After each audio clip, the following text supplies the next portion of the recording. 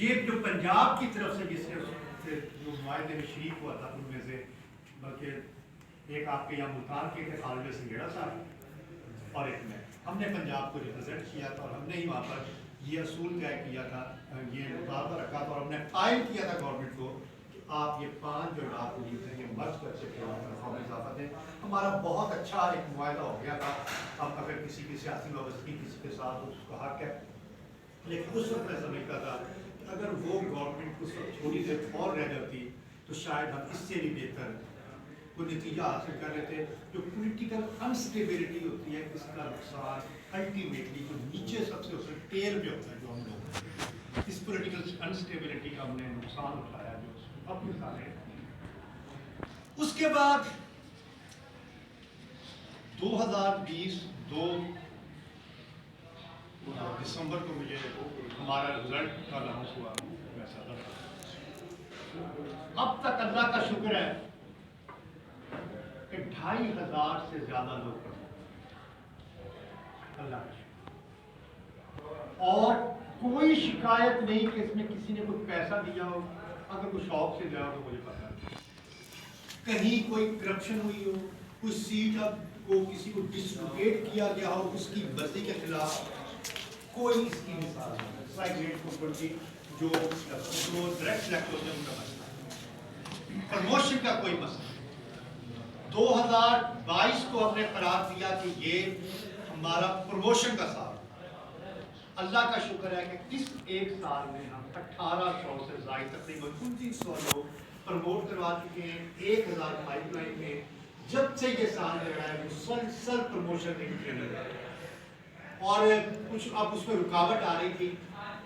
Promotion کی process. ہماری خواہش ہے کہ پروموشن ختم ہو جائے، اس کے لیے بادل باتیں بتا رہے ہیں کہ آپ یہ کر رہے ہیں، لیڈرشپ کورس کروا رہے ہیں جو لوگ پرنسپل بننا چاہتے ہیں یا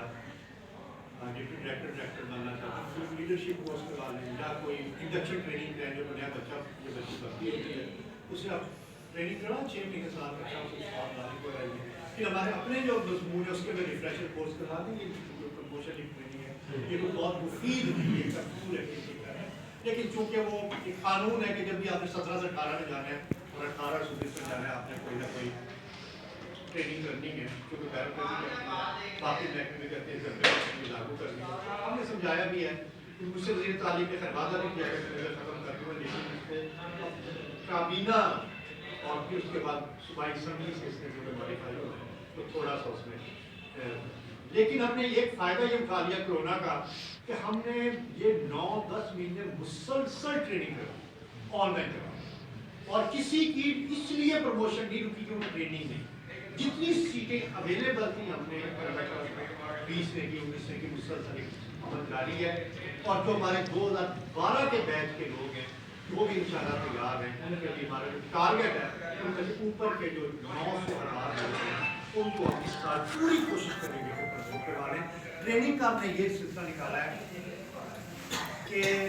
گورنمنٹ سے ہم نے بات کی کہ اب پھر ہم خود کیوں نہ شروع کریں۔ تو فزیکل ٹریننگ بڑا مشکل کام تھا کہ ہم کسی ایجنسی سے فزیکل ٹریننگ کرواتے تو وہ پیسے بہت مانگ رہی تھی، گورنمنٹ کو پیسے نہیں تھے، اور گورنمنٹ کے پاس پیسے اگر نہیں ہے تو اس کا نقصان تو ظاہر ہے ہمیں تو میں نے کہا جی آپ ٹریننگ پھر ڈویژنل ہیڈ کوارٹر پر ڈی پی آئی خود ایک ایسی سرٹیفکیٹنگ ایجنسی بن جائے، سرٹیفکیشن خود کر رہی ہے، اور یہ تجویز پسند آ گئی ہے اور یہ 4-5 کمیٹی بن گئی ہے جو ماڈیول تیار کر رہی ہے، اور انشاءاللہ بہت امید ہے کہ جو 1 نومبر سے یہ ہمارا فزیکل ٹریننگ 6 ہفتے کی جو لیکچرر کی 2 ہفتے کی ہوتی ہے وہ 2 ہفتے کر کے فارغ ہو جائیں گے، پی 4 ہفتے کی ہوتی ہے وہ 4 ہفتے کر کے فارغ ہو جائیں گے، ایسوسیٹ میں 6 ہفتے کر کے، تو 4000 لوگ ہم اس طرح ٹرین کریں تاکہ ہماری پروموشن میں کوئی رکاوٹ نہ آئے۔ دعا کیجیے کہ بہت بڑا سیاسی بحران نہ پیدا ہو جائے، رکاوٹ بن جائے، ورنہ ہمیں انشاءاللہ یقین ہے کہ یہ کام ہم کروا لیں گے، اور پھر پروموشن کے راستے میں کوئی یہ رکاوٹ کم از کم نہیں رہے گی۔ جو لوگ 19 سے 20 میں جانے خواہش مند ہیں ان کے کیسز جمع ہو چکے ہیں، جو 100 سے کچھ زیادہ کیس 102-3 مانگے ہوئے تھے، خواتین کے بھی میل کے بھی، اب جو سیٹیں خالی ہو رہی ہیں ان کی جگہ انشاءاللہ ایسوسیٹ پروفیسر کے بھی میل دونوں کیسز طلب کیے جائیں گے 15-20 دن کے اندر اندر. باقی میں ہر جگہ کہتا ہوں کہ ہر ایک کی پروٹیکشن کا مسئلہ جن لوگوں کا ہے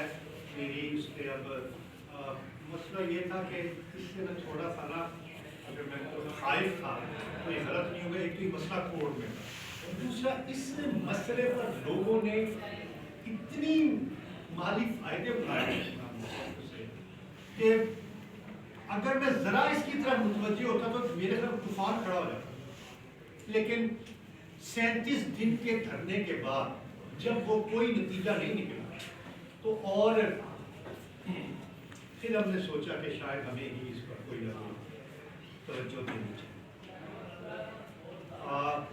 جو لوگ دھرنا وہ ہمارے دوست ہیں, مجھے ان کی نیت بھی شک نہیں, ہمارے اچھے دوست ہیں, ہمارے اختلاف رائے برکت کا باعث ہی ہوتا ہے.